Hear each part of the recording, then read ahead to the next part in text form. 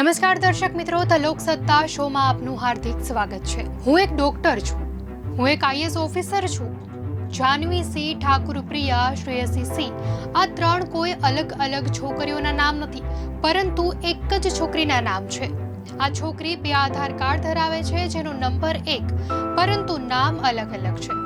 અને આ કોઈ સામાન્ય છોકરી નથી, પરંતુ એક ખતરનાક મગજ સાથે માસૂમ છોકરાઓને તેના પ્રેમ જાળમાં ફસાવે છે અને પછી છોકરાઓને લૂંટીને રફુચક્કર થઈ જાય છે।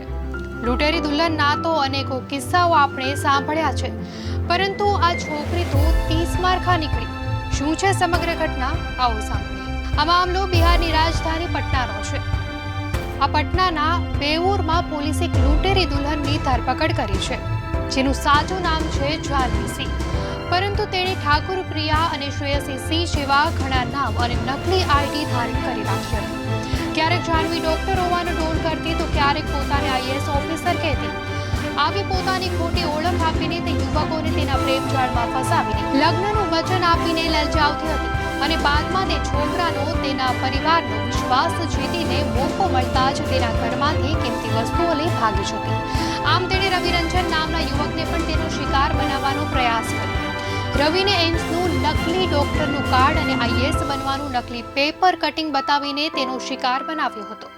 મુઝફ્ફરપુરના ઔરાઈ પોલીસ સ્ટેશન વિસ્તારની રહેવાસી જાનવી સિંહની ફેસબુક પર રવિરંજન સાથે મિત્રતા થઈ હતી। જાનવીએ રવિને પોતે એમ્સની ડોક્ટર હોવાનું જણાવ્યું હતું।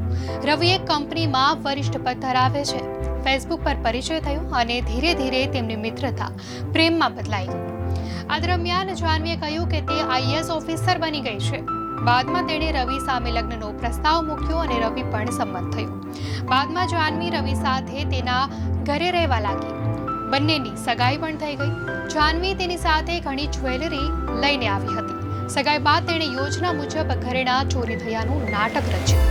જાનવીની ચાલાક વાતોમાં આવીને રવિએ બેઉર પોલીસ સ્ટેશનમાં તેના જ એક સંબંધી વિરુદ્ધ ફરિયાદ નોંધાવી દીધી। બાદમાં પોલીસે તપાસ શરૂ કરી હતી। આ દરમિયાન રવિને જાનવીની બેગમાંથી અલગ અલગ નામના 2 આધાર કાર્ડ મળી આવ્યા હતા। રવિને શંકા જતા તેણે આ અંગે પોલીસને જાણ કરી।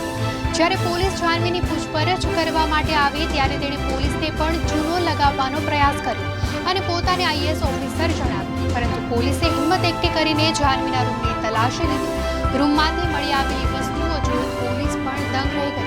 પોલીસે જાનવીની ધરપકડ કરી અને તેની પાસેથી 39,000 રૂપિયા રોકડા, અનેક ઘરેણાં, નકલી ડોક્યુમેન્ટ્સ, નકલી ડોક્ટરનું આઈડી કાર્ડ વગેરે વસ્તુઓ મળી આવી।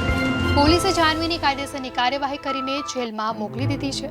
ડીએસપી નિશાંત ગૌરવે આ અંગે જણાવ્યું હતું કે રવિરંજને ફરિયાદ નોંધાવી હતી કે જાનવી નકલી ઘરેણાંના બદલામાં અસલી ઘરેણાં અને પૈસા લઈને ભાગી જવાની યોજના બનાવી રહી હતી, જેથી પોલીસે સમગ્ર મામલે કાર્યવાહી કરી અને લૂંટેરી દુલ્હનને જેલના સળિયા પાછળ ધકેલી દીધી। તો દર્શક મિત્રો, આ ઘટનાને લઈને તમારું શું કહેવું છે, ચોક્કસથી જણાવશો।